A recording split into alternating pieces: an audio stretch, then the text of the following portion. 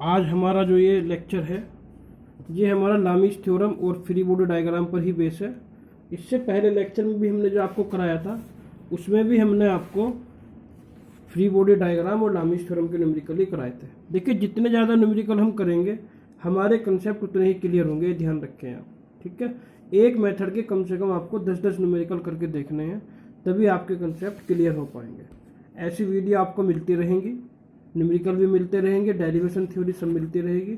Channel को subscribe कर लें जिससे कि आपको टाइम टू टाइम लेक्चर मिलते रहे। अब देखिए नेक्स्ट न्यूमेरिकल क्या है हमारा। A roller of weight 500 newton rest on a smooth inclined plane.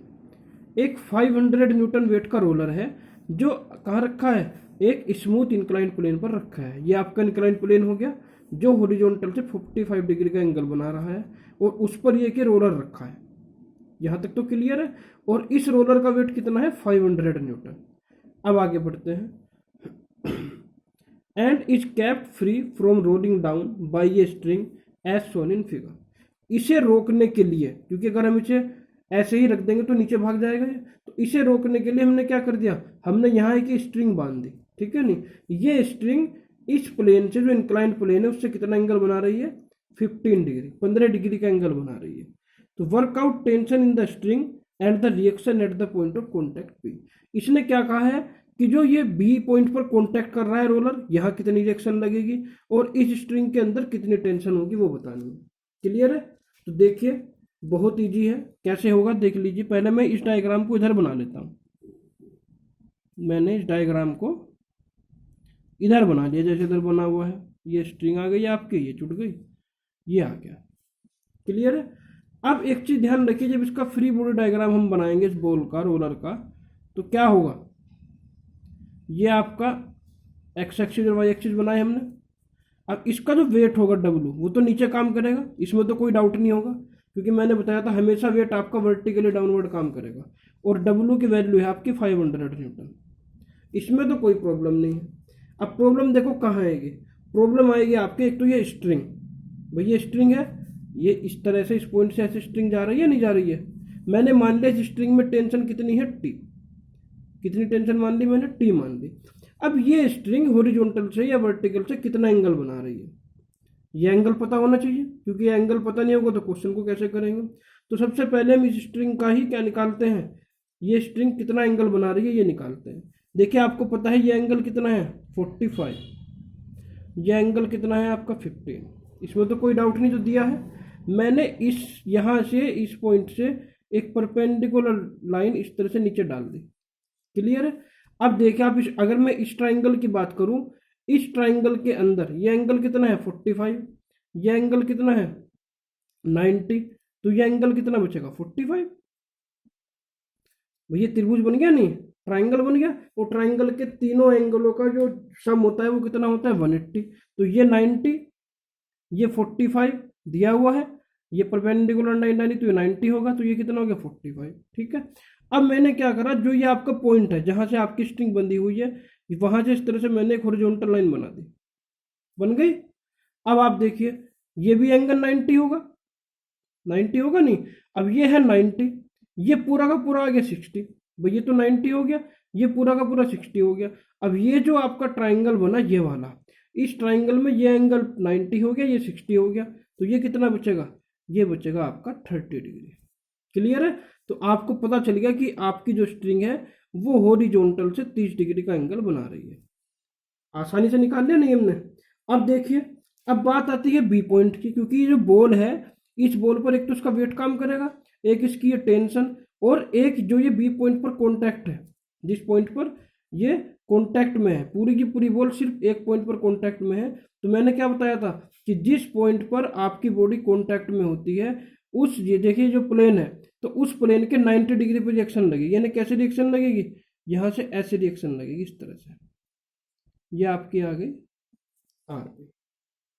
ठीक है। तो इसमें तो कोई दिक्कत नहीं है, इस तरह से मैंने इसे बढ़ाया। अब आप देखिए ये एंगल कितना है 45, ये एंगल कितना है 90। 90 क्यों है, क्योंकि ये इसके परपेंडिकुलर है, रिएक्शन इसके परपेंडिकुलर लगती है। तो ये 45, ये 90, तो त्रिभुज का तीसरा एंगल कितना आ गया इस त्रिभुज का 45, आया नहीं आया। तो मैंने इस पॉइंट से रिएक्शन को आगे बढ़ाया, क्योंकि सारी रिएक्शन एक ही पॉइंट से हो जाएगी। तो ये रिएक्शन आपकी इस तरह से लग जाएगी यहाँ आर बी, ठीक है। अब ये अगर 45 बना रही है हॉरिजॉन्टल से, तो ये जो हॉरिजॉन्टल लाइन है तो यहाँ से भी कितना एंगल बनाएगी 45 डिग्री, संगत कोण कहते हैं ना, ठीक है नहीं। तो यहाँ से जो आपकी रिएक्शन लगेगी, यहाँ से रिएक्शन लगेगी आपकी आर बी, इसे मैंने आगे बढ़ाया इस तरह से, तो ये आ गया आपका आर बी। तो ये एंगल कितना आ गया आपका 45 डिग्री। देखिए आसानी से आपको समझ में आ गया होगा इस डायग्राम से। इस डायग्राम से हमने कैसे कैसे एंगल निकाले, तो ये आ गया, ठीक है नहीं। अब देखिए अब कैसे करेंगे। अब एक पॉइंट आपकी जो बॉडी है वो तो इक्विलिब्रियम में है, क्योंकि रस्सी से बंधी हुई है, ना ऊपर जा सकती है ना नीचे जा सकती है, तो रेस्ट में है। तो रेस्ट में क्या है, सबसे बड़ी पहली बात तो रेस्ट में है, और दूसरी बात ये कि पॉइंट पर जो बॉडी है आपकी, इस बॉडी पर 3 फोर्स लगे हैं। तो अप्लाई लामीज थ्योरम, क्योंकि लामीज थ्योरम की दोनों कंडीशन फुलफिल हो रही हैं। एक पॉइंट पर 3 फोर्स लगे हैं, और दूसरी कंडीशन क्या है, बॉडी इक्विलिब्रियम में होनी चाहिए, तो दोनों फुलफिल हो रही हैं। तो अप्लाई लामीज थ्योरम। तो लामीज थ्योरम जो अप्लाई करेंगे तो क्या आएगा, टी ओवर टी के पोल में कौन सा एंगल आएगा, इन दोनों के बीच का। इन दोनों के बीच का एंगल कितना है, देखो 90 तो ये रहा, और ये सॉरी 45 ये रहा, और ये कितना है 90। तो 45 और 90 कितना आ गया, साइन 90 प्लस 45, ऐसे जोड़ दिया। उसके बाद क्या आया, आर बी। आर बी के पोल में कौन सा एंगल आएगा, टी और डब्ल्यू के बीच का एंगल। तो ये 30 है और ये 90 है, तो कितना आ जाएगा, साइन 30 प्लस 90। और इसके बाद आपका ये फोर्स कितना है 500, तो इसके नीचे कितना एंगल आएगा, इन दोनों के बीच का। इन दोनों के बीच का एंगल कितना बचेगा, देखिए भाई ये लाइन है, तो इस लाइन के ऊपर ये पूरा का पूरा 180 होगा नहीं, तो 180 में से 30 घटा दो और 45 को घटा दो, तो साइन 180 माइनस 30 माइनस 45, इस तरह से आ जाएगा। क्लियर है। तो ये आ जाएगा T upon sine 135 is equal to R B upon sine 120 is equal to 500 over sine 105। ये आ गया आपका। अब एक बार इसके इक्वल ये ले लेंगे, फिर एक बार इसके इक्वल ये ले लेंगे। तो जब पहले जब इसके इक्वल ये लेंगे तो क्या आएगा, T over sine 135 is equal to 500 over sine 105। तो यहाँ से टी की वैल्यू क्या आएगी, यहाँ से आपका आ जाएगा T is equal to 500 sine 135 over sine 105। तो यहाँ से जब आप कैलकुलेट करेंगे तो टी की वैल्यू आपकी आ जाएगी 366 न्यूटन, 366 न्यूटन। एक वैल्यू आपने फाइंड आउट कर ली। चलिए, तो एक वैल्यू तो आपने निकाल ली यहाँ। अब चलते हैं दूसरी वैल्यू की। दूसरी वैल्यू कैसे निकलेगी, इस जो ये सेकंड वाली टर्म है इसे थर्ड वाले के इक्वल रखेंगे। तो R B upon 120 is equal to 500 upon sine 105। Clear. तो यहाँ से क्या आ जाएगा, R B is equal to 500, sorry ये साइन 120 आएगा, R B over sine 120 is equal to 500 sine 105। तो ये आ गया आपका 500 साइन 120 ओवर साइन 105। तो यहाँ से आर बी की वैल्यू आ जाएगी 448.28 न्यूटन। तो देखिए इस न्यूमेरिकल के अंदर दो ही चीज़ें पूछी थी। पहला क्या पूछा था, पहला पूछा था कि स्ट्रिंग के अंदर कितनी टेंशन होगी, वो आपने निकाल दी। उसके बाद दूसरा क्या पूछा था कि बी पॉइंट पर जो जहाँ जो कॉन्टैक्ट पॉइंट है बी, वहाँ कितनी रिएक्शन लगेगी, तो वो भी आपने निकाल दी नहीं दोनों। तो एक आंसर आपका ये आ गया और एक आंसर आपका ये आ गया। तो आपने आसानी से देखिए ये जो न्यूमेरिकल था आपका, इस स्ट्रिंग में टेंशन भी निकाल दी और बी पॉइंट पर कितनी रिएक्शन लग रही है ये भी निकाल दी। तो इस तरह से जब हमारे कॉन्सेप्ट क्लियर होंगे, तो कॉन्सेप्ट क्लियर होने के बाद कैसा भी न्यूमेरिकल आ जाए आप उसे आसानी से आराम से कर देंगे। क्लियर है। अब देखिए नेक्स्ट न्यूमेरिकल की ओर बढ़ते हैं। ये देखिए ये भी बहुत अच्छा न्यूमेरिकल है, ध्यान से समझिएगा। इसे भी देखिए क्या दिया है इसने, पूछा क्या है। पहले तो ये देखें आप, refer to the system of cylinders arranged as shown in figure. ठीक है, एक सिलेंडर का सिस्टम है, यानी एक सिलेंडर ये है आपका, एक सिलेंडर ये है, एक सिलेंडर ये है, 3 सिलेंडर रखे हैं जो एक चैनल के अंदर रखे हुए हैं। The cylinder A and B weight 1000 newton. ये ए है और ये बी है, तो ए और बी का वेट कितना है 1000 न्यूटन, और weight of cylinder C is 2000, C का वेट कितना है 2000 newton. Determine the force exerted at the contact point. क्या निकालना है, कि जिस जिस पॉइंट पर भी आपके जो सिलेंडर है वो कांटेक्ट कर रहे हैं, उस पॉइंट पर आपका कितनी रिएक्शन लग रही है ये निकालना है। ठीक, क्लियर है। तो देखिए, अगर मैं इस ए सर्कल की बात करूं तो ए सिलेंडर कहाँ कहाँ कांटेक्ट में है, एक तो इस पॉइंट पर, एक इस पॉइंट पर और एक इस पॉइंट पर। बी किस किस के कांटेक्ट में है, एक यहाँ, एक यहाँ और एक यहाँ। सी किस किस के कांटेक्ट में है, एक यहाँ और एक यहाँ। भाई सी तो ए के कांटेक्ट में और बी के कांटेक्ट में है, कोई भी बॉल सी के टच में नहीं है, सिर्फ ये दो ही बॉल आपके टच में होंगे। अब उसके बाद देखिए, ये लिखा हुआ है 1.2 मीटर, ये लिखा हुआ है 0.6 मीटर, ये लिखा हुआ है 0.6 मीटर। ये क्या है, ये इसका डायमीटर दिया है कि इसका डायमीटर कितना है, इसका डायमीटर कितना है और इसका डायमीटर कितना है। तो तीनों का डायमीटर दे दिया यहाँ पर। अब मैंने क्या मान लिया कि इसका जो सेंटर पॉइंट है वो ए है, इसका सेंटर पॉइंट बी है स्मॉल में, और इसका सेंटर पॉइंट मैंने मान लिया सी। अब देखिए कैसे कैसे इस क्वेश्चन को करेंगे। क्लियर है। देखिए, पहले मैं इस डायग्राम को इधर बना लेता हूँ जिससे आपको एंगल निकालने में आसानी होगी। ये डायग्राम हम दोबारा इसलिए बनाते हैं ताकि आपको ये तो दे दिया आपको इस तरह का डायग्राम, उसमें हम किस किस तरह से एंगल निकालेंगे, वहां आपको दिक्कत नहीं आएगी निकालने में। देखिए, ये है, ये ए पॉइंट है, ये बी पॉइंट है और ये आपका सी पॉइंट है। मैंने इस तरह से इन्हें आपस में मिला दिया। क्लियर है। यहां से यहां तक की डिस्टेंस आपको पता है कितनी है, 2 मीटर। अब सबसे पहले मैंने क्या निकाला, सबसे पहले मैंने ए बी मैंने मान लिया भाई, जब ये रिएक्शन यहां भी लगेगी, क्योंकि ये जो बॉल है ये इस बॉल पर रिएक्शन लगाएगी और ये बॉल इस बॉल पर रिएक्शन लगाएगी, ऐसे ही ये दोनों आपस में रिएक्शन लगाएंगे क्योंकि दोनों पॉइंट कॉन्टैक्ट में है यहाँ। अब इनकी जब रिएक्शन लगेगी तो इसी यही लगेगी इस डायरेक्शन में, तो मुझे ये वाला एंगल अल्फा पता होना चाहिए, नहीं पता होना चाहिए। अब दोनों बॉल सेम है भाई, दोनों बॉल सेम है ये, जब दोनों बॉल सेम होंगी तो क्या होगा, आपके दोनों एंगल भी सेम होंगे। और ये जो पॉइंट है आपका, ये पॉइंट आपका जो है बिल्कुल मिडिल में यहाँ इस तरह से आएगा। क्लियर है, क्योंकि दोनों बॉलों का डायमीटर भी सेम है और वेट भी सेम है। अब देखिए, सबसे पहले मैंने यहाँ ए बी की वैल्यू निकाली। किसकी वैल्यू निकाली, ए बी की। तो ए बी कितना आएगा, देखिए भाई ये है आपका 2 मीटर, कितना है 2, माइनस 2 में से एक तो इसकी रेडियस माइनस कर दूंगा मैं इस वाली बॉल की, एक इसकी रेडियस माइनस कर दूंगा। अब इसका डायमीटर कितना है 0.6, तो रेडियस कितनी होगी 0.3। ऐसे ही इसका डायमीटर कितना है 0.6, तो रेडियस कितनी होगी 0.3। तो यहाँ से ए से लेके बी तक की डिस्टेंस आ गई आपकी 1.4 मीटर। कितनी आ गई, 1.4 मीटर। अब बात करता हूं मैं एसी की। एसी कैसे निकलेगा यहाँ से, देखो एसी क्या है, इस वाले बॉल की रेडियस प्लस इस वाले बॉल की रेडियस। इसकी रेडियस कितनी है 0.3 और इसकी रेडियस कितनी है 0.6, तो ये आ गया 0.3 प्लस के 0.6, तो ये कितना आ गया, ये आ गया 0.9 मीटर। क्लियर। अब आपको निकालना क्या है, देखिए आपको यहां निकालना है ये अल्फा। तो कोस अल्फा आपका क्या आएगा, आपका कोस अल्फा आएगा, अगर मैं इसकी बात करूं, देखिए ये ट्राइंगल ले लो ये वाला, ठीक है नहीं, तो इसमें कोस अल्फा क्या आएगा, आधार बटे कर्ण। आधार क्या होगा, आधार होगा ए बी का हाफ, यानी ए बी बाई 2 अपॉन ए सी। तो ए बी की वैल्यू कितनी है 1.4 बाई 2 और ए सी की वैल्यू कितनी है, ए सी है आपका 0.9, यानी ये आ गया 0.7 ओवर 0.9। तो यहाँ से आ जाएगा आपका cos alpha is equal to 7/9। Clear है, यानी जब इसकी वैल्यू फाइंड आउट करेंगे तो आ जाएगा 0.777। कैलकुलेटर से डायरेक्ट निकाल लेंगे वैल्यू, तो अल्फा आपका आ जाएगा 38.94 डिग्री। निकाल लिया अपने अल्फा आसानी से। अब अल्फा निकालने के बाद अब हम क्या करेंगे, सबसे पहले इस सी का फ्री बॉडी डायग्राम बना लेंगे। किसका, सी का। तो देखिए सी बॉल बनाई मैंने, ये कौन सी बॉडी है, सी। इस सी में मैंने क्या करा, पहले वही एक्स एक्सिस और वाई एक्सिस बना लिया।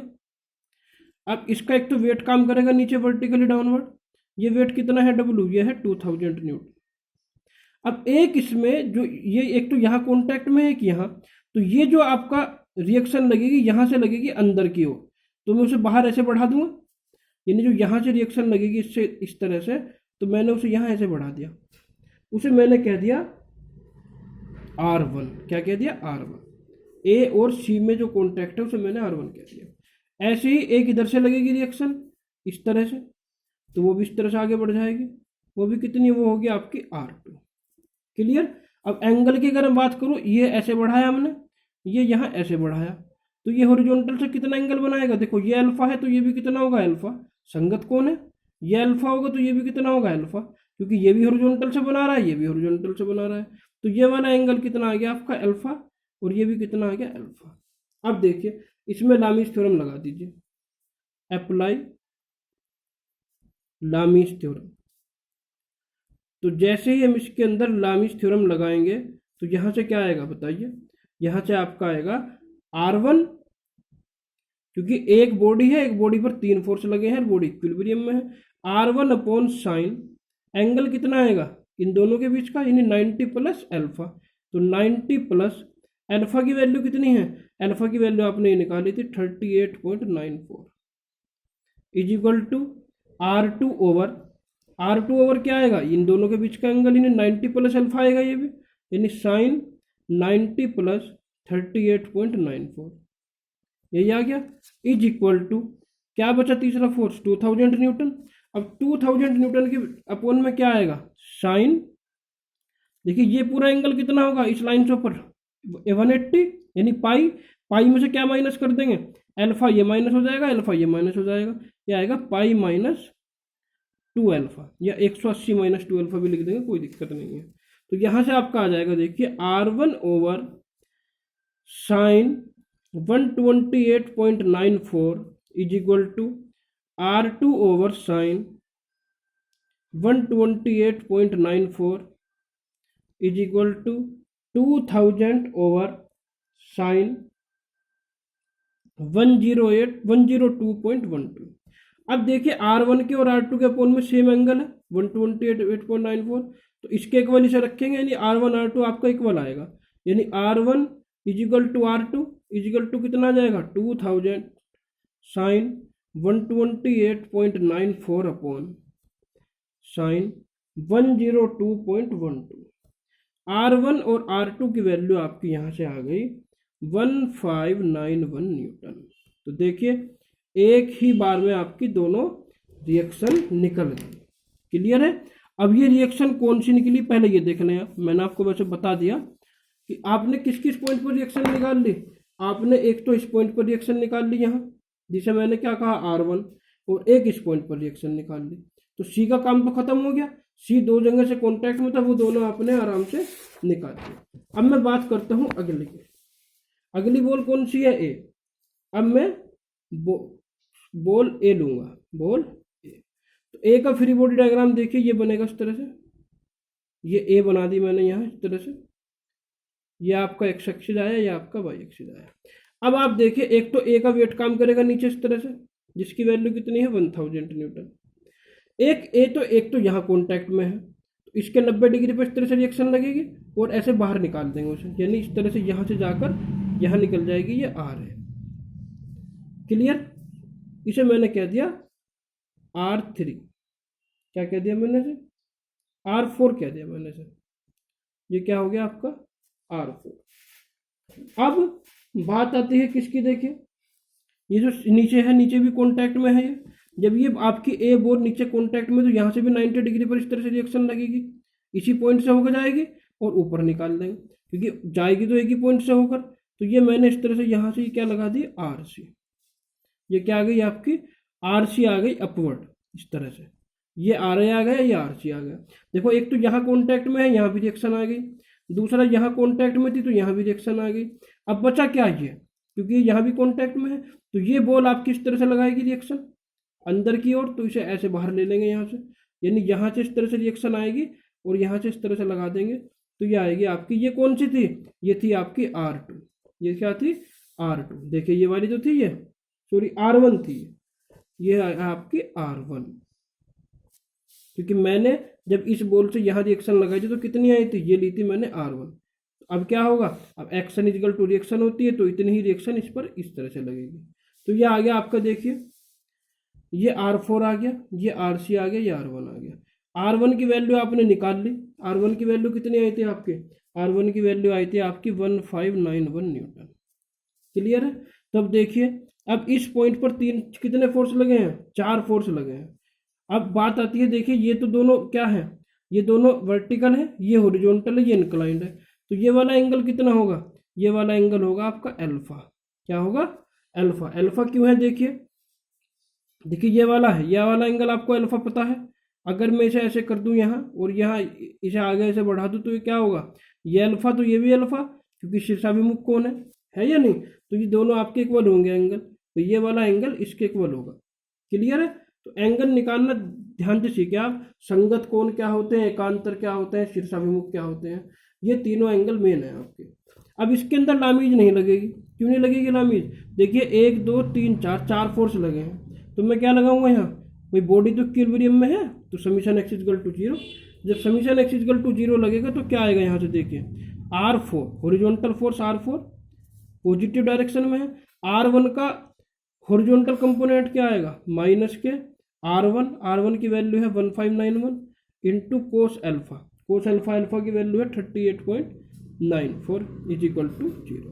तो यहाँ से R4 आपका आ जाएगा 1591, इसे R3 कह देंगे, जो मैंने RC कहा है, यह आ जाएगा आपका R3। ठीक है, RC नहीं मानेंगे क्योंकि C तो हमारी ये बॉल है ऊपर वाली, तो मैं इसे R3 मान लूँगा यहाँ। ठीक है, तो 1591 कोस 38.94, तो यहाँ से आपकी R4 की वैल्यू आ जाएगी 1237.48 न्यूटन। तो देखिए एक वैल्यू आपने ये निकाल ली R4। क्लियर है, R4 कौन सी वैल्यू है, किस किस के बीच की है, R4 है आपकी ये वाली वैल्यू, ये वाली, इस पॉइंट पर जो आपकी रिएक्शन लगेगी। अब लगाएंगे समीशन y इक्वल टू 0, तो समीशन y में देखिए क्या आएगा, एक तो R3 आएगा, अपवर्ड है तो प्लस का, माइनस के W आएगा 1000 न्यूटन, और माइनस क्या आएगा, इसका horizontal component, vertical component sorry, R1 cos alpha is equal to 0, यही तो है। तो R3 की वैल्यू आ जाएगी, इन दोनों को इधर ले जाएंगे तो प्लस का हो जाएगा 1000 प्लस R1 की वैल्यू कितनी है 1591 कोस, ये आ जाएगा आपका 38.94। तो यहाँ से आपकी R3 की वैल्यू आ जाएगी कैलकुलेट करने के बाद 1999.95 न्यूटन। ये आपकी नेक्स्ट वैल्यू आ गई। समझ में आ रहा होगा आपकी कैसे कैसे निकल रही है। तो आपकी जो R3 कौन सी थी, R3 थी ये वाली, इस पॉइंट पर जो आपकी रिएक्शन लग रही थी, तो आपने ये भी निकाल ली, ये भी निकाल ली, ये दोनों पहले ही निकाल लीजिए, तो क्या बची, ये बची। ठीक है नहीं, अब ये कैसे निकलेंगे, देखिए जब अगर आपने इस बॉल की निकाल ली तो इसे निकालने में बड़ी कोई दिक्कत नहीं है, क्योंकि जैसे इसकी निकली है ऐसी इसकी निकलेगी। कैसे निकलेगी देखिए, अब हम फ्री बॉडी डायग्राम बनाएंगे बी का। तो जब बी का फ्री बॉडी डायग्राम बनेगा, इसका बना रहे हैं बी का, तो ये एक्स एक्सिस, ये आपका वाई एक्सिस। तो सबसे पहले तो वेट लगा दो नीचे, कितना W इक्वल टू 1000 न्यूटन। अब देखिए यहाँ से एक रिएक्शन लगेगी इस तरह से अंदर की ओर, इसे ऐसे बाहर ले लेंगे, तो यहाँ से रिएक्शन ऐसे लग के ये आ जाएगी, इसे मैं क्या कह दूंगा R5, क्या कह दूंगा R5। अब एक रिएक्शन आपकी यहाँ से लगेगी ऊपर की ओर, तो वो ऊपर चली जाएगी उसी पॉइंट से होकर, तो यहाँ से ऊपर चली जाएगी इस तरह से, ये होगी आपकी R6। तो ये भी आ गई, ये भी आ गई, बची क्या ये, क्योंकि यहाँ से एक रिएक्शन अंदर की ओर लगेगी, और वो अंदर की ओर लगेगी तो कहाँ होगी, उसे ऐसे निकाल देंगे यहाँ से, ये आ गई आपकी R2, जिसे मैंने R2 पहले कहा था। ये वाला एंगल कितना होगा अल्फा, कैसे होगा अल्फा, देखिए ये आपका एंगल अल्फा है, जब मैं इसे आगे ऐसे बढ़ा रहा हूँ तो ये भी कितना होगा अल्फा, जैसे इसमें अल्फा हुआ था ऐसे इसमें अल्फा होगा शीर्षाभिमुख कोण से।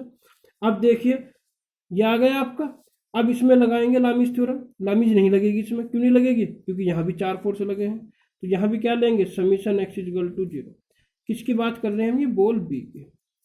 समीशन एक्स इक्वल टू 0 में क्या आएगा, देखिए एक तो R2 का हॉरिजॉन्टल कंपोनेंट आएगा प्लस की डायरेक्शन में, यानी R2 कोस अल्फा, और एक क्या आएगा R5 माइनस के R5 equal to 0।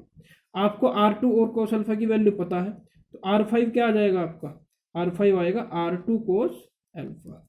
R5 equal to, R2 की वैल्यू कितनी है, R2 है आपका 1591, और कोस अल्फा की वैल्यू है 38.94।